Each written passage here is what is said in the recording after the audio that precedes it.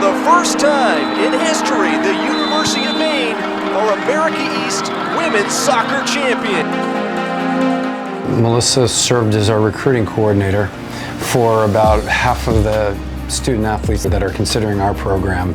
I say that jokingly, but the truth of the matter is she's been very involved with our recruiting efforts of trying to attract high caliber student athletes. Scott reached out to me asking if I would meet with some of the student athletes that were considering pre-med concentrations. We were excited to meet with them. We showed them around the department. We brought them into some classes, showed them the research opportunities that exist in the lab. And we've been really successful in recruiting these amazing students.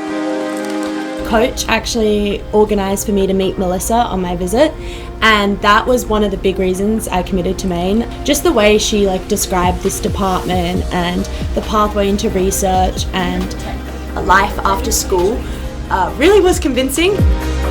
Our lab specifically creates this great team environment similar to soccer. Even though we're all sort of working on our own individual projects, they're still so intertwined, I guess, with each other. We collaborate so much with each other. One's science and one's athletics, but I think at the end of the day, we all want the best for each other, and everybody's working as a team effort to achieve something bigger than themselves.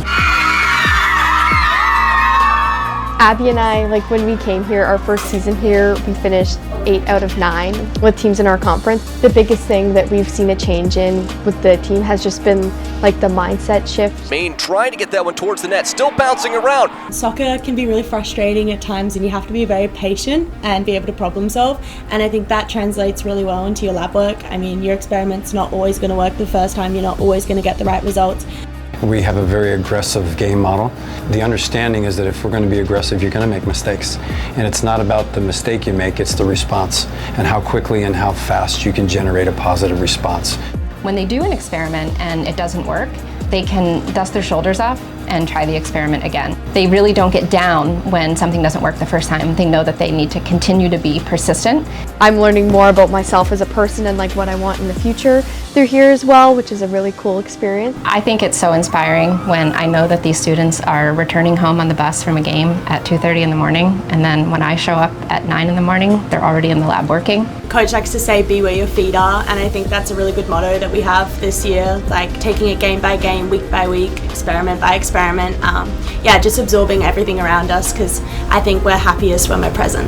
They're going to be amazing doctors, and actually there's a lot of research that shows that student athletes excel in medical school, and one of the biggest factors for why they excel is because of their time management skills. Every day I just wake up and I'm happy that I get to live where I am, do what I do, and see what else I can accomplish in the time I have left here.